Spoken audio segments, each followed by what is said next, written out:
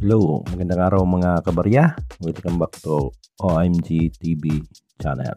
Okay, so magandang araw sa lahat. Magandang araw sa ating mga subscriber at sa mga followers natin sa Facebook. Okay, so meron tayong i-update mga kabarya itong ating mga commemorative coin. Nagmula sa piso hanggang sa 10 piso.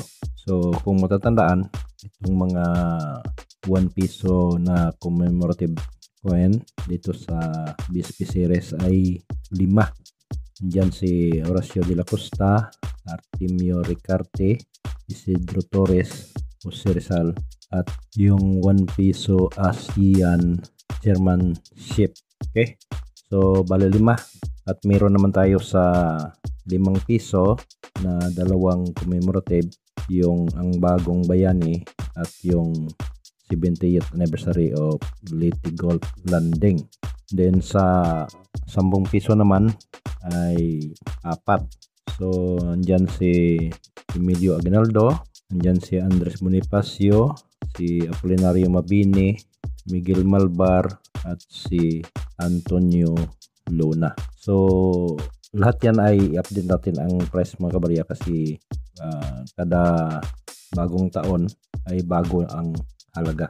So na-update natin ito noong last December, pero nagbago na naman ang presyo sa ngayon sa taong ito, kaya kailangan talagang i-update ang mga ganitong mga commemorative coin. So ang mga price na makikita nyo dito ay legit. So galing ito sa online. So doon sa mga hindi naniniwala, so paki-search na lang ng mga price sa online para makita nyo rin at maniwala kayo na totoo ang mga ito. So hindi ito gawa lamang na mga presyo tulad ng makita natin sa mga presyo ng ibang kolektor, lalo na doon sa mga baguhang kolektor. So sobrang agresibo sa pagbigay ng mga presyo na yung iba ay high price, ang iba naman ay overprice. So karamihan doon ay kukunti lamang yung mga kolektor na nagbibigay ng totoong halaga. Okay? So unahin natin itong mga 1 piso mga kabarya. So hindi naman natin ito bigay sa inyo na in order. In order na lang kasi depende ito sa lumabas dito sa ating source. Okay? So meron akong mga nakikita ditong mga source na galing sa online. So merong 1 piso, 5 piso at saka 10 piso. Itong una, ito yung 1861 na at hanggang 2011 na Philippine 1 piso, 150 years of birth of Jose Rizal. So KM 284. Sa ngayon nagkalaga siya ng 1,036.75 pesos ang isang piraso. Pangalawa is yung 2017 na Philippine 1 piso, KM 301, chairmanship of ASEAN in 2017. Ito ay nickel plated steel ang composition. So ang price niya is 1,020.25. So sa ibang post naman, so ito naman siya ay Philippine Coin 2017 1 piso ASEAN commemorative coin, uncirculated, base payment 701.82 pesos yung kanyang price. At yung meron pang mga blister pack mga kabarya, so tulad nitong 2017 ASEAN 1 piso chairmanship Jose Rizal coin, so 789.55 ang kanyang price. Then yung ating Jose Rizal na 2011 1 piso 150 years anniversary commemorative coin, 584.85 ang kanyang price.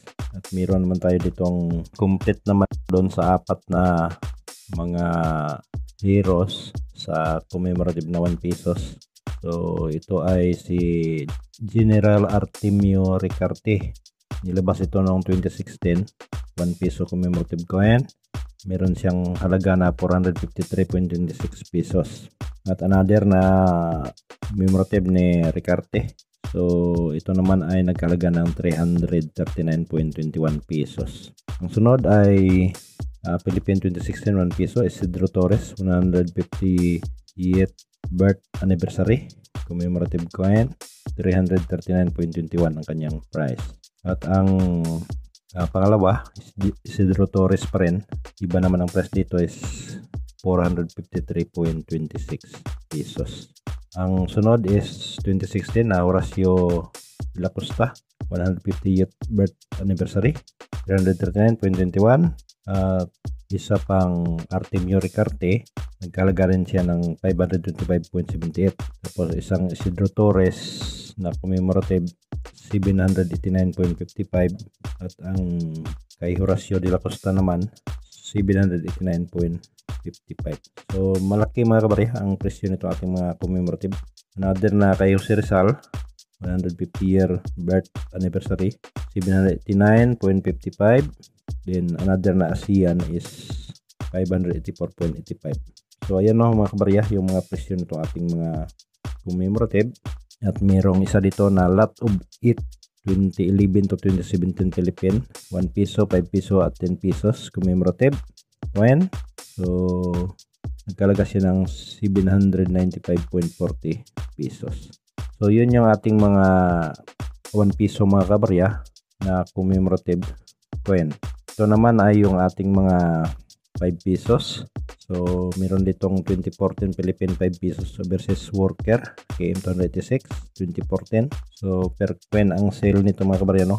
At ang halaga is 470.25 pesos. At yun palang nakikita natin sa Facebook na bumibili nitong 1997 na 5 pesos. So sinasabi niya ay bibili niya ng 5K ang isang piraso. So meron akong isali dito mga kabarya, itong 5 piso na Barrios no, dates. So kasama nito ang 1997, nasa 71 pesos point 26 ang kanyang price. So hindi siya totoo no na 5,000 ang bili kasi common to, nagkalaga lamang siya ng below 100. Okay, so sinama ko lang yon para malinawan yung mga nanood din sa vlog na yon. So another, ito ay Philippine 5 piso 2014 ang bagong bayani, 456.18 naman ang kanyang price. Isa pang 2014 Philippine 5 piso 70th anniversary sa Liti Gold Landing, 635.25. Then meron naman ditong 10 pesos. So dito na tayo sa 10 pesos mga kabarya, apat to. So ang una is 10 pesos coin 2015 Miguel Malbar 150 years commemorative, 150 pesos ang kanyang price. So merong price dito na katamtaman lamang, merong price naman na high price. Okay, so ito naman ay 1865 to 2015 Philippine 10 peso 150th anniversary of birth of Miguel Malbar, 525.25 pesos. 1865 to 2015 Philippine 10 peso 150 year anniversary of Miguel Malbar, 525.25. Then itong 1998 na Philippine 10 peso People Power Revolution. So commemorative din ito mga kabarya, isali na rin natin dito, 1,075.25 ang kanyang price. Then another na 1863 to 2013 na Philippine 10 peso 150 years Andres Bonifacio. So ayun no, 800.25 ang kanyang price. At 1866 to 2016 na Philippine peso 150th anniversary of birth ni General Antonio Luna. So nagkahalaga nito ng 1,020.25 pesos. So malaki rin mga kabarya ang halaga nitong mga commemorative nito, kaya naisipan natin i-update ang mga presyo para hindi naman tayo mahuli doon sa pag-update. Okay, so another na Philippine 1 peso commemorative ng People Power, 1,169.70 ang kanyang price. At meron naman ditong kay Malbar no, so 531.30. At ang isang Andres Bonifacio na commemorative 250 pesos. At in pesos commemorative ni Malbar 150, Plenary Mabini 150 din ang kanyang price. Another na commemorative ni Malbar 550. Then sa price nito sa collector mga kabarya, So meron tayong nakita dito na binibili niya ito ng 3,000 to 5,000 ang isang piraso. So yan yung mga presyo nito ating mga commemorative coin mula sa 1 piso hanggang sa 10 pesos. So may mga kolektor na hindi na bumibili sa mga ganitong commemorative kasi daw sabi niya ay common. So kaya in-update natin ang presyo para malaman natin kung totoo bang wala ng halaga ang ganitong mga commemorative. Ngunit nakita natin dito sa legit na online price, hindi lamang ito sa Pilipinas kundi sa buong mundo, ay malaki ang halaga ng mga ganitong mga commemorative. Okay? So doon sa mga nagtatanong naman kung saan ito ibinta. So kung rare ang inyong mga barya or gold or silver, so kahit sinong collector ay pwede nyong maibinta. So marami naman yung kilala nyong mga collector. Diyan si Sir Angelo, Sir Arman, si Bustoyo. So out sa tatlong yan ay marami pa ang mga kolektor na bumibili. Makikita nyo sa Facebook. So dito sa OMG, marami-rami na rin akong nabili na mga ganyan.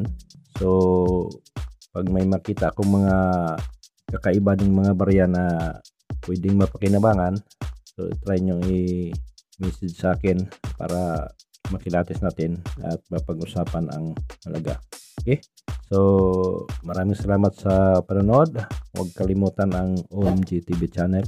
Doon ang mga hindi pa nakapag-subscribe, mag-subscribe kayo para lagi kayong ma-update sa mga bagong video na ma-upload natin.